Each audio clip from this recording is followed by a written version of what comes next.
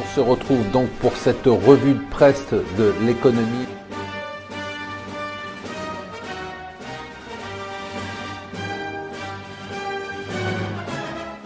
Bonjour et bienvenue sur Mon Financier pour la revue de presse de l'écho. Nous sommes le mercredi 27 juillet. Voilà, on va juste se contenter de montrer la une du Figaro et puis d'éviter de faire des commentaires. Voilà, c'est no comment.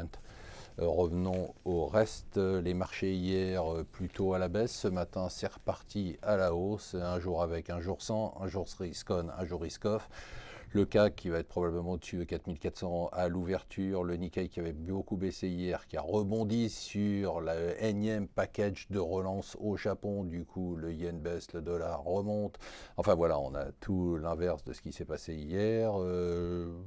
Très compliqué de savoir quoi faire en ce moment, puisqu'on a tout un tas de signaux contradictoires. Ce qui est quand même assez étonnant, c'est que je vous rappelle quand même qu'au lendemain du Brexit, j'avais fait une rubrique pour dire que ça serait le chaos, et un mois après, on est quasiment au niveau de pré-Brexit, à part le sterling. Voilà, donc il y a de quoi être surpris. En tout cas, moi, je suis très surpris.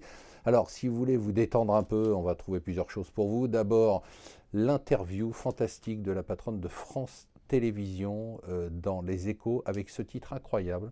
Le service public peut se permettre de prendre des risques. Ben, elle a raison, oui, le service public peut se permettre de prendre des risques parce que de toute façon, c'est gratuit, c'est votre argent, donc il n'y a pas trop de problème. Ensuite, elle prend aucun risque, parce que de toute façon, si elle rate à titre personnel, elle n'a pas d'argent dans la boîte, c'est pas une entrepreneuse, et donc elle sera probablement promue, même si elle utilise de façon irrationnelle les VTC et les taxis. Alors pendant que nos politiques font campagne, parce que c'est quand même ça qui est important, hein, c'est 2017, eh bien l'inversion de la courbe du chômage est en train de s'inverser, puisque les chiffres du chômage de juin sont très mauvais. Je vous le disais, les Échos font leur une sur les places boursières qui ont absorbé le choc britannique. Alors vous savez, aux États-Unis, on enseigne dans les MBA les business models de la réussite, Facebook et d'autres, Google. Et nous, on va enseigner les business models de l'échec, notamment dans les universités qui prônent encore la lutte des classes.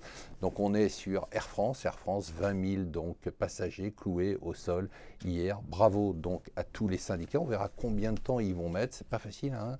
Ils mettent beaucoup d'énergie, ils n'y arrivent pas encore, mais qui gardent le moral parce qu'ils vont y arriver à mettre Air France au tapis. Et bien évidemment, le gouvernement qui est actionnaire d'Air France ne fait rien. Allez, on finit par une bonne nouvelle.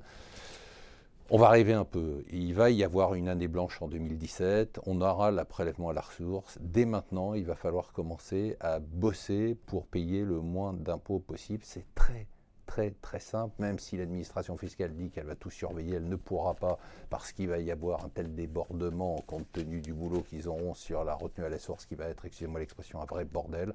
En fait, si vous avez la possibilité, à partir de maintenant, essayez de différer vos revenus, quitte à emprunter de l'argent à la banque, foutez tout sur 2017 et en 2017, anticipez vos revenus de 2018, foutez tout sur 2017 pour une fois. C'est ce qu'on appelle en anglais once in a lifetime opportunité, une opportunité qu'on voit une fois dans sa vie. Il ne faut pas la louper avec tout ce qu'on vous a appris depuis des années. Pour une fois que vous pouvez récupérer un peu, ne vous gênez pas. En tout cas, nous vous le conseillons. Voilà, bonne journée, restez avec nous sur Mon Financier.